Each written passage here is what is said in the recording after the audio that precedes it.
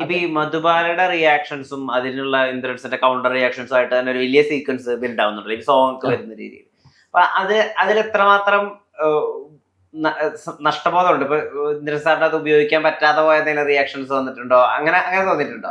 ഇല്ല, ഇന്ദ്രൻസേൻ നഷ്ടപ്പെട്ടു പോയി, നമ്മളങ്ങനെ കളഞ്ഞിട്ട് ഇന്ദ്രൻസേന്റെ അങ്ങനെ അതായത് മധുമേമന്റെയും ഇന്ദ്രൻ സാറിന്റെയും ഷോർട്സ് നമ്മൾ കളഞ്ഞു വന്നിട്ടില്ല, ഒന്നും കളഞ്ഞു വന്നിട്ടില്ല. എന്റെ ഒരു കുഞ്ഞു സീക്വൻസ്, പക്ഷെ അതൊന്നും അത് പ്രശ്നമുള്ള കാര്യം ഇല്ല. അത് ഭയങ്കര, പക്ഷെ നമ്മൾ പോയത് മൊത്തം അതാ പറഞ്ഞു, അതാ ഞാൻ പറഞ്ഞു, വർഷയുടെ ലെയർ പക്കയായിരുന്നു, അതിന് മേളിൽ വന്ന സാധനം മാത്രമേ നമ്മൾ കളഞ്ഞിട്ടുള്ളൂ. അപ്പൊ സ്വാഭാവികമായിട്ട് അങ്ങനത്തെ ഒരു പ്രശ്നങ്ങളൊന്നുമില്ല. പിന്നെ നമുക്ക് ചില സാധനങ്ങൾ ഇപ്പൊ തിയേറ്ററിൽ നിന്ന് ചിരി കേൾക്കുമ്പോൾ ഇപ്പത്തെ ഞാൻ ഇപ്പൊ നമ്മളിപ്പോ കഴിഞ്ഞ ദിവസമൊക്കെ തിയേറ്റേഴ്സിനൊക്കെ പോകുമ്പോൾ ചില റിയാക്ഷൻസ് ആൾക്കാരുടെ സിനിമ കാണുമ്പോൾ അവർ ചിരിക്കുന്ന പോയിന്റ് ഒക്കെ നമുക്ക് ഇവരിവിടെ ആ സാധനമല്ലേ, അത് ഇന്ദ്രൻസിന്റെ മൈന്യൂട്ടായ റിയാക്ഷൻസ് ആൾക്കാർ ചിരിക്കുക.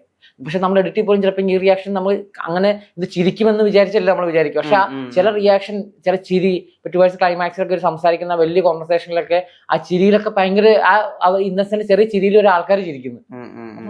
നമുക്ക് ഭയങ്കര സന്തോഷമാണ്. അതുപോലെ തന്നെ ഒരു ഇമോഷണൽ ആയിട്ട് ആൾക്കാർ സംസാരിക്കുമ്പോൾ ഭയങ്കര സന്തോഷമാണ്. അപ്പം നമ്മളിത് വർക്കാവുന്ന ഏതൊരു പടം വർക്കാവുമ്പോൾ ഭയങ്കര സന്തോഷമല്ലേ.